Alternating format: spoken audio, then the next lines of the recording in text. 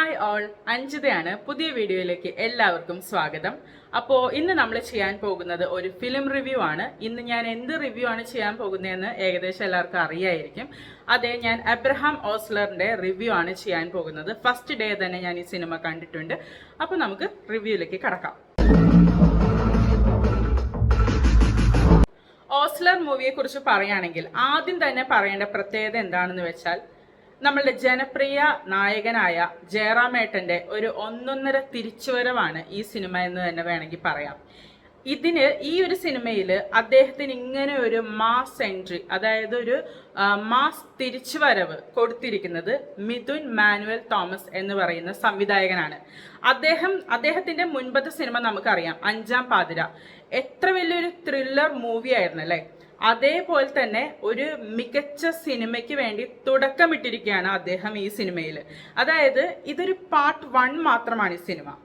ഉറപ്പായും ഈ സിനിമയ്ക്ക് ഒരു രണ്ടാം ഭാഗം ഉണ്ടാവും. അപ്പോൾ അതിനു വേണ്ടി ഞാൻ വളരെയധികം വെയിറ്റിംഗ് ആണ്. കാരണം അതിൽ ഒരുപാട് ഹിന്റുകൾ കൊടുത്തിട്ടുണ്ട്, അല്ലെങ്കിൽ ഒരുപാട് ക്യാരക്ടറുകൾ ഇനിയും വെളിയിലേക്ക് വരാനുണ്ട്. അവരൊക്കെ എന്താണ്, ഏതാണ്, എന്തിനാണ്, അങ്ങനെയുള്ള കാര്യങ്ങൾ.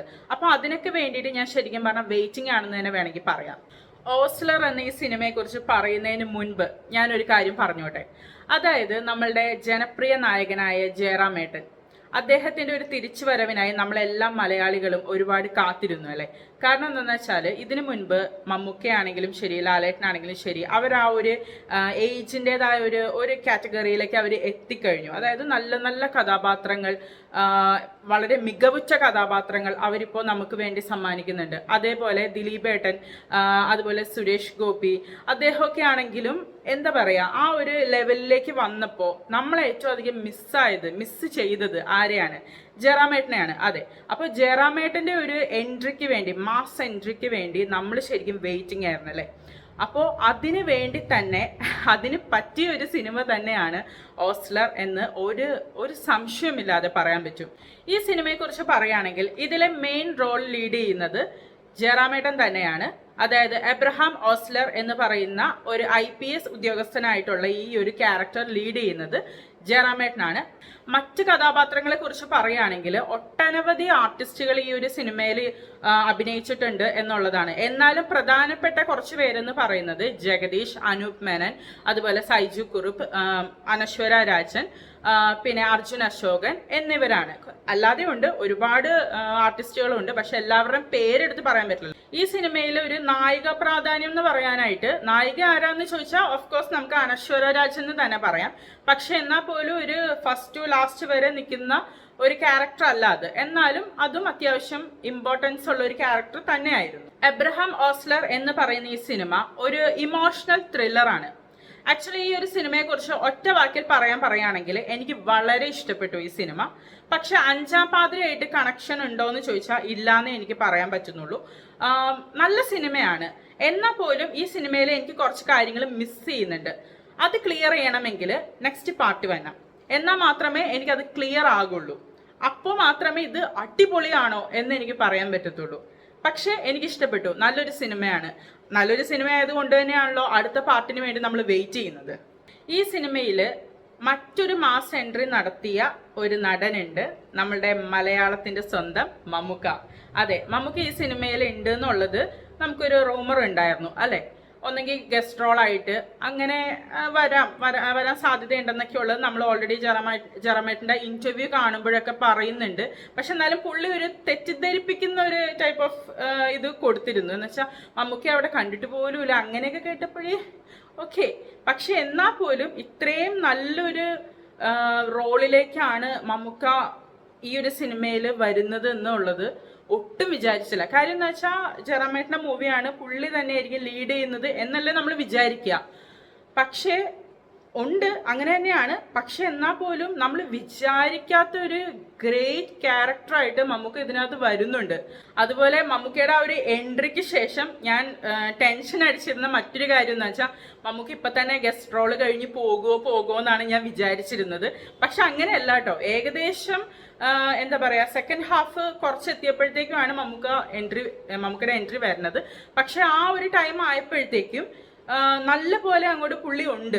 ആ ഒരു കുറച്ചധികം ഡ്യൂറേഷനിൽ ആ ഒരു ക്യാരക്ടറിൽ പുള്ളി ഉണ്ടെന്നുള്ളതാണ്. മേ ബി നെക്സ്റ്റ് ഇതിൽ, അതായത് നെക്സ്റ്റ് പാർട്ടിൽ ഉറപ്പായിട്ടും നമുക്ക് കാണും എന്നാണ് എനിക്ക് തോന്നുന്നത്. നമുക്ക് ഇല്ലെങ്കിൽ എനിക്ക് തോന്നുന്നില്ല അത് കംപ്ലീറ്റ് ആവും എന്നുള്ളത്. അത്ര നല്ലൊരു കഥാപാത്രമാണ്, അത്ര ഒരു എന്താ പറയുക, അത്യാവശ്യം നല്ലൊരു കാലിബർ ഉള്ള ഒരു കഥാപാത്രമാണ്.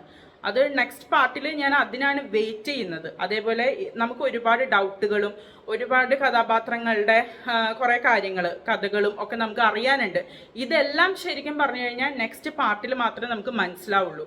അതുകൊണ്ടാണ് ഞാൻ ആ ഒരു പാർട്ടിന് വേണ്ടി വെയിറ്റ് ചെയ്യാണെന്ന് പറയുന്നത്. അത് കണ്ടു കഴിഞ്ഞാൽ മാത്രമേ എനിക്ക് ഫുള്ളായിട്ടുള്ള ഒരു ഔട്ട്പുട്ട് ഈ ഒരു സിനിമയെക്കുറിച്ച് കിട്ടുകയുള്ളൂ.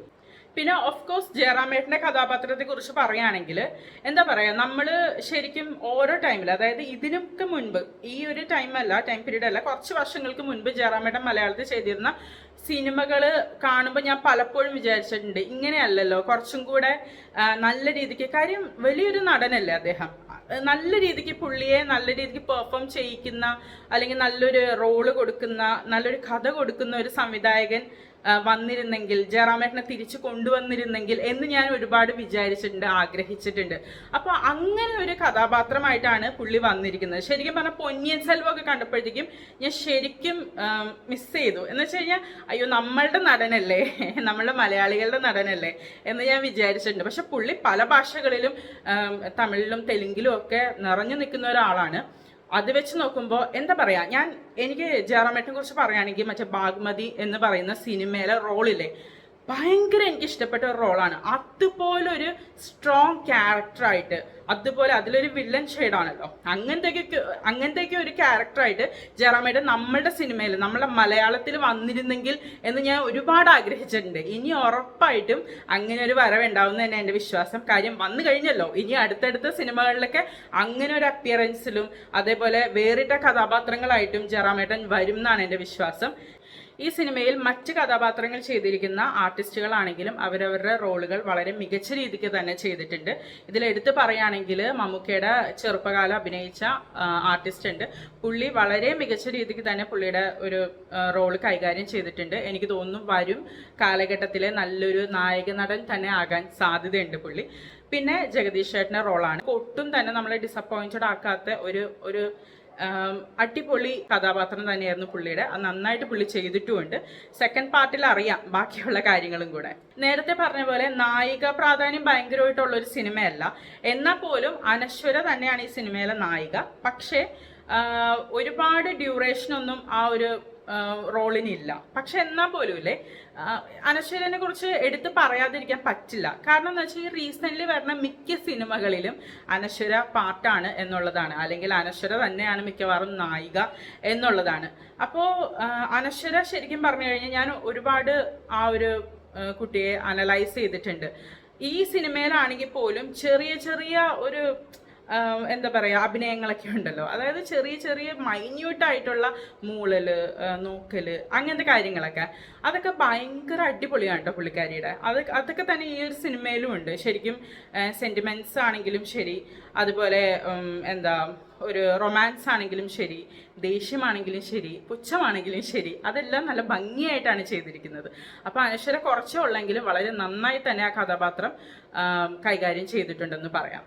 അപ്പോൾ ഈ സിനിമയെക്കുറിച്ച് ഓവറോൾ പറയുകയാണെങ്കിൽ എനിക്ക് വളരെയധികം ഈ സിനിമ ഇഷ്ടപ്പെട്ടു. ഞാൻ നെക്സ്റ്റ് പാർട്ടിന് വേണ്ടി വെയിറ്റിംഗ് ആണ്.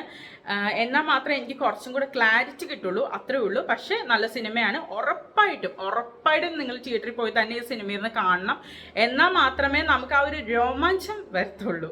കാരണം മമ്മൂക്കയുടെയൊക്കെ ആ ഒരു എൻട്രി എന്ന് പറഞ്ഞാലുണ്ടല്ലോ, മാസ് എൻട്രിയാണ്. എന്താ പറയുക, ഒരു സിംഹം വരുന്ന പോലെ, ഒരു കടുവ വരുന്ന പോലെയൊക്കെ ഒരു ഫീലിംഗ് ഇല്ലേ, നമുക്ക് അതാണ് തോന്നുക. അത്ര ഗംഭീരമായിട്ടുള്ള ഒരു എൻട്രിയാണ്. അതൊക്കെ നിങ്ങൾക്ക് ശരിക്കും ആ ഒരു ഫീല് കിട്ടണം എന്നുണ്ടെങ്കിൽ നിങ്ങൾ തിയേറ്ററിൽ പോയി തന്നെ ഇരുന്ന് കാണണം, അല്ലെങ്കിൽ അതൊന്നും കിട്ടാൻ പോകുന്നില്ല. പിന്നെ ബാക്കിയുള്ള കാര്യങ്ങളാണെങ്കിലും ഒരു ത്രില്ലർ അടിപൊളിയാണെങ്കിൽ നമ്മളത് തിയേറ്ററിൽ തന്നെ പോയിരുന്ന് കാണണം, അല്ലാതെ കണ്ടിട്ട് ഒരു കാര്യമില്ല കേട്ടോ. അപ്പോൾ ഈ സിനിമയെക്കുറിച്ചുള്ള എൻ്റെ ഒരു അഭിപ്രായം ഇതാണ്. നിങ്ങളും ഈ സിനിമ ഉറപ്പായിട്ടും തിയേറ്ററിൽ പോയിരുന്ന് കാണണം. ഞാൻ വളരെ അധികം റെക്കമെൻഡ് ചെയ്യുന്നുണ്ട്. അപ്പോൾ പോയി കണ്ടിട്ട് എൻ്റെ ഒരു അഭിപ്രായം തന്നെയാണോ നിങ്ങൾക്കും ഉള്ളത് എന്നുള്ളത് ഉറപ്പായിട്ടും എനിക്ക് കമൻറ്റ് ചെയ്യണം. അപ്പോൾ നമുക്ക് എന്തായാലും അടുത്ത വീഡിയോയിൽ കാണാം. അതുവരെ